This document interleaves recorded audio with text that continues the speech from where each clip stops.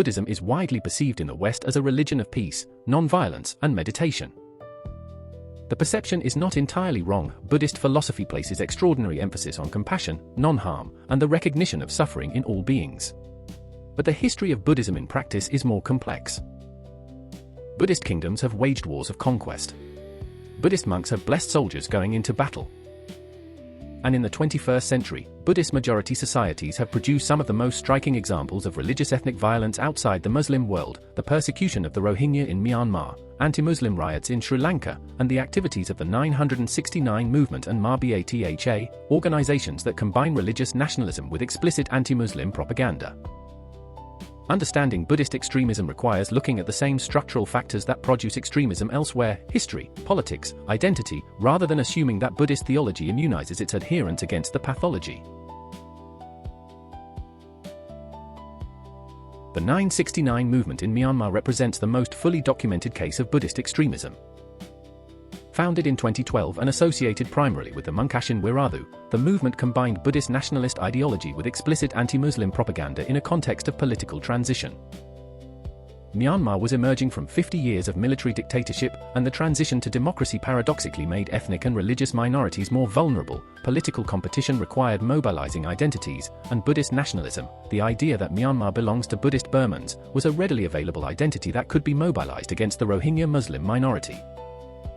The mechanism was familiar: a minority group was framed as a demographic and cultural threat to the Buddhist majority, anti-Muslim propaganda was spread through social media, and mob violence was directed at Muslim communities with the implicit support of local authorities. The Rohingya crisis is one of the most severe humanitarian disasters of the 21st century. Following a military crackdown in 2017, over 700,000 Rohingya fled Myanmar to Bangladesh, living in what became the world's largest refugee camp at Cox's Bazar. Researchers at the UN and independent organizations documented mass killings, sexual violence, and the destruction of hundreds of villages. The UN fact-finding mission concluded in 2018 that the military's actions met the legal definition of genocide. Facebook's role in the violence was documented. Myanmar had essentially no television and very limited internet access. Facebook was the internet for most users, and the platform had been used systematically to spread anti-Rohingya hate speech and incitement to violence. Facebook's own independent assessment acknowledged that the company had not done enough to prevent its platform from being used to incite violence. The combination of Buddhist nationalism, political transition, historical grievance, and platform amplification produced catastrophic results. The lesson of the Saffron Robe is universal rather than Buddhism-specific. No religious tradition is immune from being weaponized for political violence. Buddhism's philosophy of non-violence did not prevent Myanmar's monks from blessing violence against the Rohingya. Christianity's teaching of love did not prevent the Rwandan genocide, in which churches were sites of mass killing. Islam's insistence on the sanctity of human life did not prevent ISIS from conducting industrial-scale murder.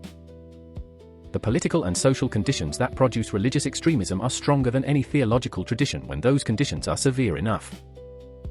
The implication for interreligious dialogue is sobering: shared values are not sufficient protection against extremism. What matters is whether those shared values are embedded in institutions, legal systems, political processes, civil society organizations that maintain them under pressure. Thank you for watching The Shadow of Extremism. Sources and references are on screen. Subscribe to follow the full series.